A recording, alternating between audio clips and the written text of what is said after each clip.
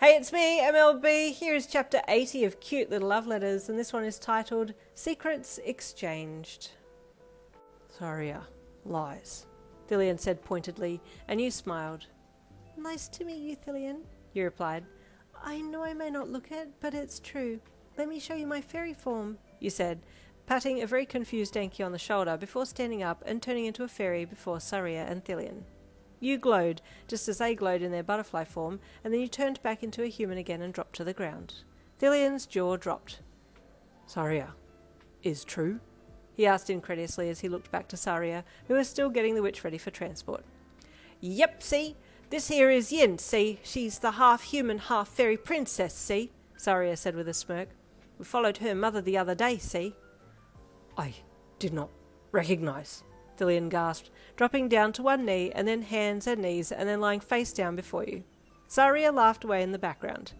You big oaf, he chuckled. Get up, see? You embarrass yourself, see? You have seen the Princess Yin before, have you not, see? In daytime, see, Thillian said, still face down on the ground. I apologize, my princess, he begged. It's okay, Thillian. Saria likes to joke with you, I see, you said, encouraging him to get up off the ground. He doesn't see too well in the dark, see? Saria said with a laugh as he placed his hands on the witch, and she started to glow and shrink down. And his memory isn't that great either, see? Saria, close your mouth, Thillian hissed as he got back up onto all fours and then knelt back on one knee. That's the most natural sentence he can say, see? Saria replied. He's keen to have this devil seen to, Saria added. She and her kind have caused him all lots of grief, see? They slit his vocal cords and tongue when he was a baby, see? He can only say short sentences, see? And struggles to say words, see? Thillian nodded. True, he said sadly.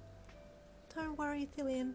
Saria has this devil now, and the queen will make her pay, with her life, be it so, you said knowingly.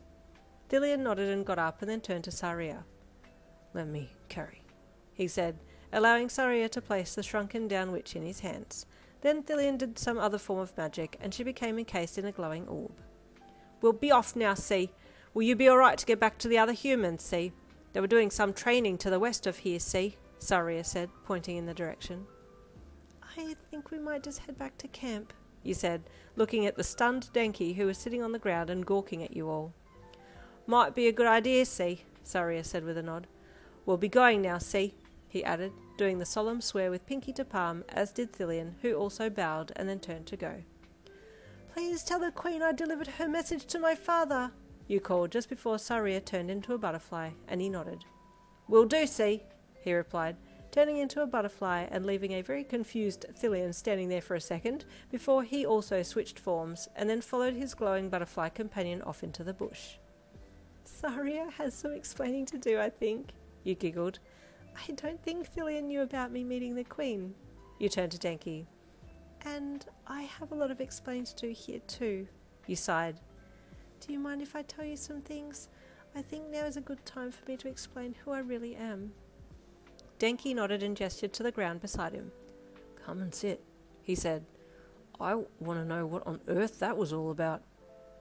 For the next 20 minutes you talked non-stop, explaining absolutely everything from your dad's past, to who you were, to meeting Saria and the Queen last weekend, to the whole Faerie thing, and poor Denki was having a hard time keeping up. So, that clairvoyant lady called you a princess, he said. I was worrying about all of that, but I didn't want to push you, he admitted. Yes, I'm so sorry. I'd only just found out about my dad's past, and then I didn't know how to handle it. I'm so sorry I didn't tell you straight away, you said sadly. No, that's completely understandable, he replied. And so, wow, you really are a princess. Well, yes, but I can't ever go back or use my title, so I'm like a rebel princess or outcast princess, I guess, you said with a sad smile. But you're my princess, he said as he leaned in and kissed your cheek. Well, I'm just glad that you're okay now. The Faerie's curse must have been broken when Saria caught her, you said, and Denki tilted his head at you. What do you mean, curse? He asked. Oh, you said. Just after you were using your quirk, the fox Faerie must have done something to you, and you started to get real jerky arm movements, and it sounded like you were in pain, you said sadly. I'm so sorry.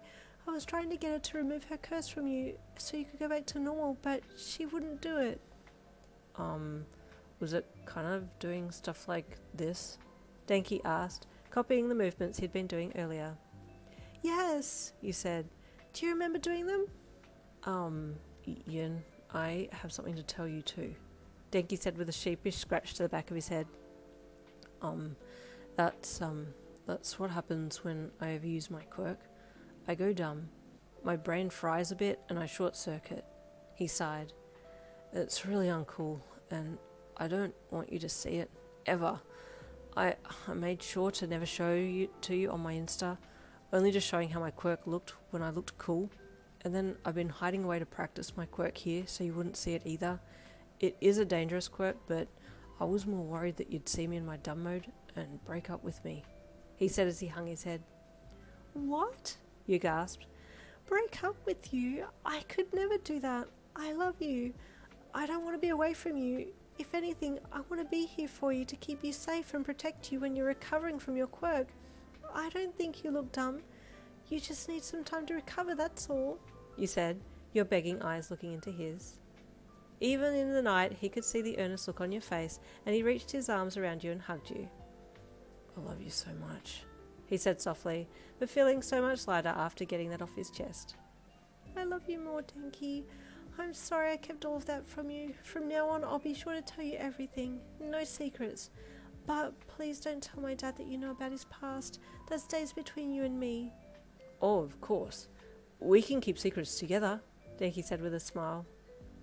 Yes, you said as you stood up. And we should probably start heading back to camp now before they start putting out a search for us. You and Denki made it back to the camp before the others did and got into your cabins before they arrived. It had been a big night for you and you were exhausted, so fell asleep almost instantly. You vaguely remembered the girls coming back into the cabin and some voices saying that you were okay and that you were sleeping, and then that was it until morning. That next morning you felt very refreshed. The longer sleep had done you well, by the looks of it, and also comparing how you felt to how the other girls looked. Hi, Kendo, you said brightly as you looked up over the side of the top bunk to your friend above. No, she groaned. I just want to sleep. But it's morning now. Time to get up, you said brightly. Oh, it's too early, she groaned, the sound of the bell for breakfast sounding in the background, waking the other girls up. What did you do last night? You were out late, you said to her. Yeah, what happened to you? We thought that you were with us, and then when we came back here you were asleep in your bed, Kendo said with a yawn. I swear I spoke to you on the walk out, Mina said as she bounced over to you in her pyjamas. But it was dark, so maybe I had the wrong person, she mused. I wonder if the fox Faerie made it look like I was with them out there, so they didn't come looking for me so she could capture me alone? You wondered. Anyway, I'm glad you're safe, Kendo said with a smile and a stretch. And there ends chapter 80. Stay tuned for chapter 81 coming tomorrow. I'll see you then.